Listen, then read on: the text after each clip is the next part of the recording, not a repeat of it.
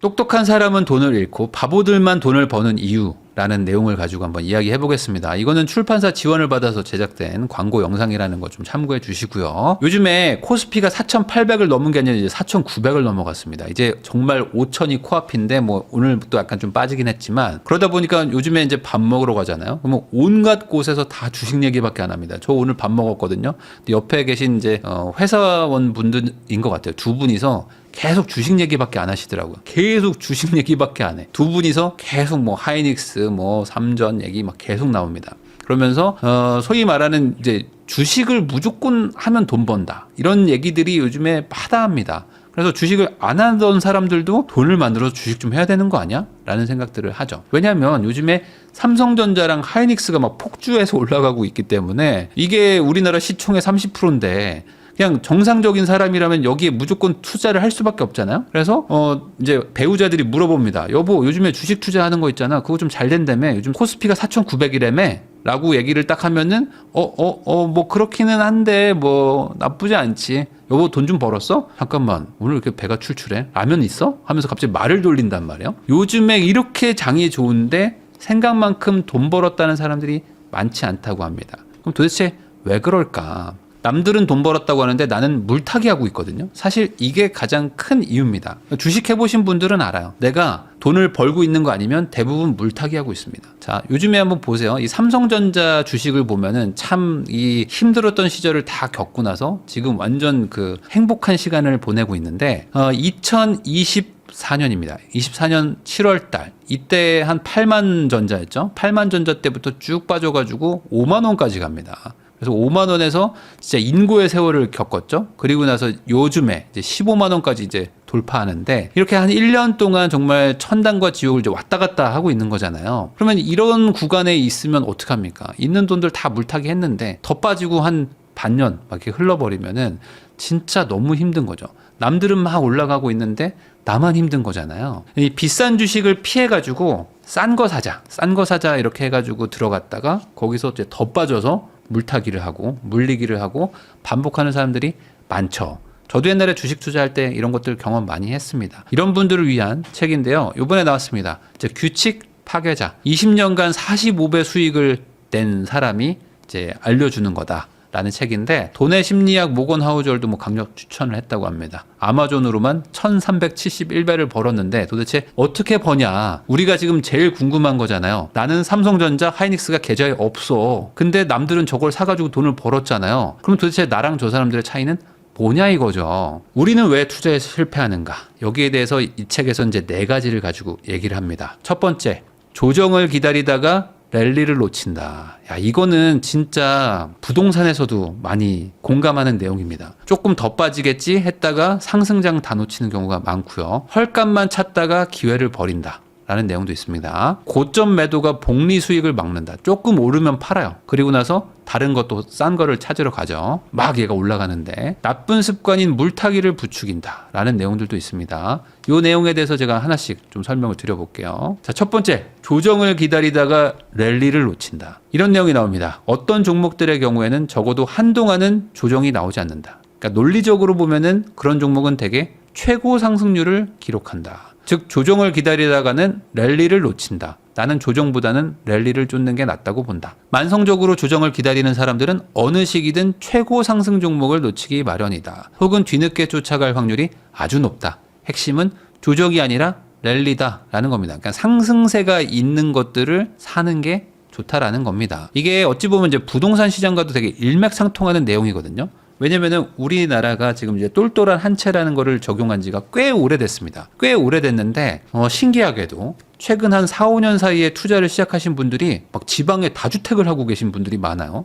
갑자기 막 빌라를 6채, 7채를 사신 분들도 많습니다. 아니 이렇게 특정한 종목, 특정한 지역이 계속 올라가고 있는데 왜 그거랑 다른 길을 갔습니까? 라고 물어보면은 이쪽이 더 좋을 줄 알았어요. 라고 말하시는 경우들이 있거든요. 대다수의 투자자는 주가가 헐값이 되기를 기다리며 조정을 기대하지만 당대 최고의 주식은 좀처럼 조정받지 않고 오르는 경향이 있다. 조정을 기다리는 사람들은 주가가 오르는 내내 지켜만 보다가 수익률이 가장 높은 구간인 랠리를 통째로 놓치거나 뒤늦게 합류하게 된다. 주식시장은 역사적으로 3년 중에 2년은 오르기 때문에 저점을 기다리는 행위는 상승장에서 스스로를 소외시킨다. 그러니까 이게 아파트 시장이랑 되게 좀 비슷하기도 합니다. 그러니까 한번 상승장이 시작되면은 쭉 가거든요.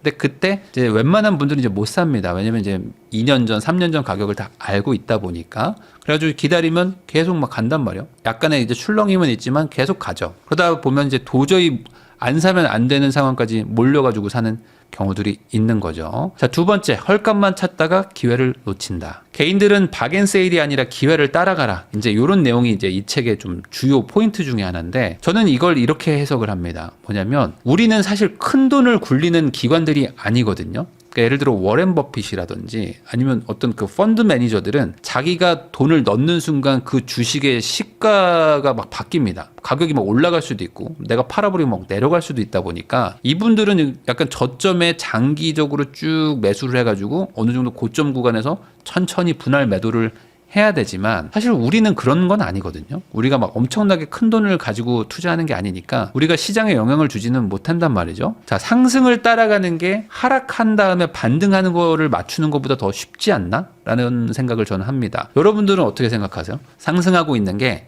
더 상승할지 안 할지를 맞추는 게 하락한 다음에 반전돼 가지고 다시 쭉 올라가는 거 맞추는 거보다는 쉽지 않을까요? 저는 앞에 게 쉬운 것 같아요. 저도 이제 부동산으로 요걸 한번 얘기를 해보면요. 상승을 확인하고 산 다음에도 충분한 수익을 내는 경우들이 있거든요. 제가 옛날에 이제 지방의 아파트들을 투자할 때 첫 해에 다 산 게 아닙니다. 첫 해에 있는 돈 가지고 사가지고 벌었어요. 번 거 가지고 2년차, 3년차 때 추가적으로 다른 지역 가서 또 투자를 했거든요. 그러니까 어느 정도 이게 상승세가 시작이 되면요. 이게 초입인가? 아니면 이제 중기인가 말기인가? 요거를 이제 분석을 한 다음에 약간 초중반이다 싶으면은 그때 투자를 해도 남은 구간에서 충분한 수익을 내더라고요. 이게 주식도 마찬가지인 것 같습니다. 이게 내가 지금 상승장인데 이거는 좀 고점이야 라고 생각해서 안 들어가는 경우도 있지만 잘 한번 분석해보면 이게 조금 더 갈 수도 있지 않아? 이걸 맞추는 게 하락해가지고 완전 바닥을 지금 막 헤매고 있는 종목을 야 이거 조만간 반등해 라고 생각하면서 사는 것보다 훨씬 나을 수 있다는 거죠. 자, 세 번째, 고점 매도가 복리 수익을 막는다. 이거는 아마 경험해 보신 분들이 많을 겁니다. 이 올랐다는 게 매도 이유는 아니라는 거죠. 그러니까 회사가 좋으면 가능한 한 매도를 자제하라. 이게 큰 돈을 버는 되게 중요한 포인트라고 이 책에서는 얘기를 하고 있습니다. 그러니까 회사가 좋다면 가능한 한 매도를 자제하라. 이게 결국에 부동산하고도 이제 일맥상통한 게 강남 아파트를 사가지고 끝까지 버티고 있는 사람들이 결국에 제일 많은 돈을 법니다. 그 중간에 팔고 뭐 딴 거 갖다가 뭐 주식에서 벌었다가 코인으로 해봐야지 했던 분들이 다시 이거를 이기는 게 쉽지 않습니다. 장기 시계열로 보고 꾸준히 정말 좋은 거를 계속 보유하는 게 복리 효과가 있어가지고 엄청난 그 차이가 나거든요. 근데 단순히 비싸졌다고 해서 파는 경우가 많죠. 그래서 요거를 이제 타이밍을 재가지고 여기서 이만큼 벌고 이걸로 다른 데 가서 또 벌면은 이렇게 한 4번만 하면 나는 엄청난 부자가 돼 있겠지 라는 생각에 소위 말하는 이제 타이밍을 타려고 하다가 한 번 잘못 맞추면은 벌어놓은 걸 다 잃어버리는 그런 경우들을 여러분들 많이 보셨을 겁니다. 특히 이제 코인판에서 이런 게 많죠. 자, 네 번째로 이제 나쁜 습관인 물타기를 부추긴다. 물타기라는 거는 이제 본전을 되찾고 싶은 인간의 기본적인 욕구죠. 그러다 보니까 이제 인간의 본성을 이겨내야지만 돈을 버는 게 투자인데 투자를 하면 역설적으로 인간의 본성을 내가 다시 한번 깨닫게 됩니다. 저희 집은 하나도 안 올랐어요 라고 말하시는 분들이 있습니다. 이런 분들한테 이 집을 팔고 빨리 좋은 걸로 갈아타라 라고 하면은 그분들이 좋은 말씀입니다. 그렇지만 못할 것 같아요 라고 얘기를 합니다. 왜냐면은 내 집이 회복을 해야 되거든요. 내가 여기서 이미 5천만 원 정도 손해를 봤어요. 아니면 1억을 손해봤어요. 근데 여기서 팔면 너무 억울해. 내게 회복되고 그 다음에 이걸 팔아가지고 좀 다른 걸로 가고 싶어 라는 생각을 자기도 모르게 하게 됩니다. 손해를 회복하고 싶으니까. 근데 잘 한번 생각해 보세요. 이렇게 이제 상승장일 때 우리 집은 오히려 많이 빠져 있어요. 그러면 다른 애들은 더 가는데 나는 최소한 횡보, 안 좋으면 더 빠질 수도 있잖아요. 그러니까 우리 집이 만약에 회복했다는 거는 다른 집들은 훨씬 더 많이 폭등해 있다는 의미일 겁니다. 그러면 그때 가서 내 집이 회복한들 무슨 의미가 있을까? 이 물타기라는 거는 한번 이성적으로 생각해 보면요. 나쁜 회사를 추가로 투자하는 겁니다. 그러니까 내가 빠졌기 때문에 돈을 투자한다라고 생각할 수도 있죠. 이 회사는 정말 좋은 회사인데 시장에서 이거를 오판해가지고 더 빠진 거야. 그러니까 나는 좋은 투자를 하는 거야 라고 생각하실 수도 있지만 어찌 보면 시장에서 나쁘다고 판단한 종목을 내가 더 산 거니까 더 안 좋은 게 될 수도 있겠죠. 근데 이제 불타기는 사실 이거는 다들 힘들어. 다들 무섭죠. 이렇게 올랐는데 또 사? 근데 반대로 생각하면 시장에서 좋다고 얘기하는 종목을 추가 투자한 거니까 아주 단순하게 얘기하면 나쁜 회사에 투자하는 게 물타기고 좋은 회사에 투자하는 게 불타기일 수 있다. 투자의 기본이라는 건 도대체 뭐냐? 좋은 회사를 투자하는 거잖아요. 그러면 시장에서 좋다고 평가했는데 굳이 내가 반대로 아니야 난 이건 너무 고점인 것 같고 저기 빠져가지고 옆으로 막 횡보하고 있는 거 이런 거 사야겠어. 여기서 대박 내야지. 샀다가 오를 수도 있지만 올라가던 애들을 계속 사는 게 나을 수도 있다는 거죠. 자, 저점 매수, 고점 매도 하지 마라. 고점에서 매수하고 매도를 자제하라. 라는 게 이 책에서 얘기하는 주장 중에 하나입니다. 그러니까 결국에 좋은 주식을 최대한 오래 가지고 있으면 그걸로 큰 돈을 번다는 거죠. 그러니까 뭐 1000배도 벌고 100배도 버는 거 아니겠습니까? 자, 인간의 나약한 심리를 무시하면 안 됩니다. 무슨 소리냐? 알죠. 이런 거 하면 된다는 거 알지만 하고 싶지만 할 수가 없습니다. 이게 문제지. 누가 몰라? 불타기 하는 거 누가 몰라? 근데 내가 불타기를 했는데 조정 와봐. 그러면 못 참고 바로 팔아버립니다. 근데 다시 올라가. 이거를 많이 겪죠. 이 엔비디아가 그렇게 많이 올랐어요. 하이닉스가 이렇게 많이 올랐는데 온전히 다 먹은 사람이 없습니다. 자, 여러분들도 한번 골라보세요. 이 두 가지가 있어요. 1번, 2번이 있는데 1번은 종목이 두 개인데 하나는 10배를 벌었어요. 근데 나머지 하나는 마이너스 70%를 찍은 거예요. 이런 종목이 있다는 거야. 내가 두 개를 했는데 얘는 10배, 얘는 마이너스 70. 자, 두 번째는 두 개 모두 40%씩 오른 겁니다. 자, 여러분들 이 둘 중에 뭐가 더 마음이 편해요? 머리는 알지. 머리는 1번이라는 걸 알죠. 아니 하나가 10배 오르고 나머지가 70% 빠지면은 평균 내면 더 많이 번 거잖아요. 알죠. 그렇지만 사실 우리는 2번이 더 좋아. 그냥 마음 순탄하게 편안하게 40%씩 버는 게 좋지. 하나는 빠지고 하나는 많이 벌면은 중간에 뭐 내가 못 버티고 막 다 정리했을 수도 있고 알 수가 없는 거죠. 대다수의 사람들은 2번을 고른다는 게 여기서 이제 문제죠. 자, 사실 생각해보면요. 한 종목이 빠지면 마이너스 100%인 거잖아요. 그러니까 내가 원금 날리는 게 최악의 손해예요. 근데 최상의 결과는 뭐죠? 무한대로 올라갈 수도 있는 거잖아요. 예를 들어 워렌 버핏처럼 막 30년, 막 50년을 보유하고 있으면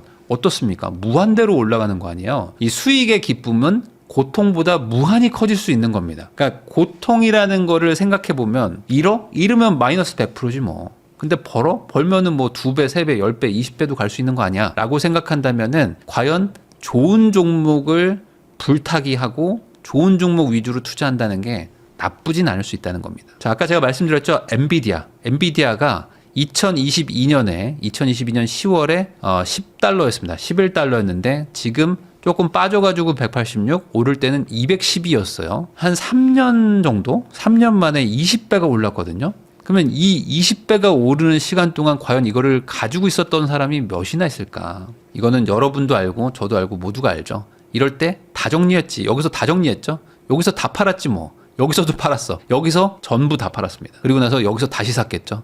아니다. 엔비디아는 더 올라간다 하면서 샀을 겁니다. 자, 모든 투자에 정답이 있습니다. 좋은 종목을 고르고 매수한 뒤 보유한다. 이게 사실은 뭐 정답인데 항상 좋은 종목 같아 보이던 게 알고 보니 안 좋은 거고 나쁜 종목인 줄 알았는데 알고 보니 좋았던 거 이런 게 헷갈릴 뿐인 거죠. 근데 그것까지 다 알면은 모두가 다 부자가 되는 거고 최소한의 방향성 그리고 내 사고방식은 이런 개념을 탑재하면 좋겠다라는 게 이 책의 내용입니다. 그러면 좋은 종목을 사라면서 그 종목을 어떻게 고릅니까? 라는 게 이 책에 나오는데 최고의 종목, 이 규칙 파괴자 이 책에서는 이렇게 정의를 했습니다. 주요 신흥 사업의 최강자이자 선두주자를 사라. 자, 그럼 이제 떠오르는 종목들 몇 개 있죠. 떠오르는 종목들 몇 개 있습니다. 잘 모르겠다. 이렇게 질문을 하라고 합니다. 이 두 가지의 질문을 해보라. 자, 사라지면 아쉬운가? 사라지면 아쉬울까요? 독보적 경쟁자가 없는가? 라는 질문 두 가지를 해보면 이 회사가 과연 좋은 종목인지 알 수 있다는 거죠. 자, 한번 생각해 보세요. 엔비디아가 사라지면 아쉬울까요? 엄청나게 아쉽겠죠. 독보적인 경쟁자가 없나요? 없어요.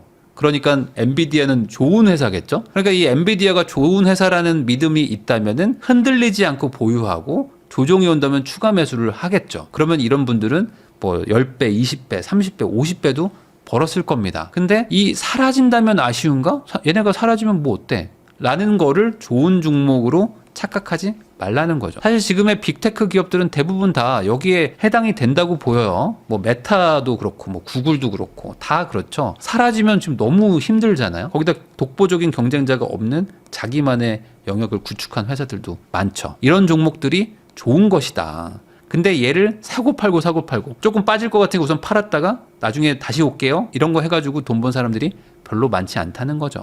자, 진실은 세 단계를 거친다. 처음에는 조롱당하고 그 다음에는 격렬한 저항에 부딪히며 마지막으로는 자명한 사실로 받아들여진다. 이게 쇼펜하우어가 한 말이라고 하는데, 고평가가 됐다는 말을 듣는 위대한 기업을 사라, 이렇게 이야기를 좀 바꿔봐도 될 것 같습니다. 결국에 좋은 기업들은 처음에 조롱을 당하죠. 야, 이게 어떻게 말이 되냐? 그 다음에는 격렬한 저항에 부딪히죠. 야, 이건 고평가야. 이 가격은 말이 안 돼. 그 다음에 마지막에는 이 회사가 결국에는 그렇게 좋은지 이제 알았다. 어찌 보면 위대한 기업들의 숙명 같은 일들을 이제 설명을 한 겁니다. 이런 종목들 떠오르는 거 많죠. 떠오르는 게 없지 않습니다.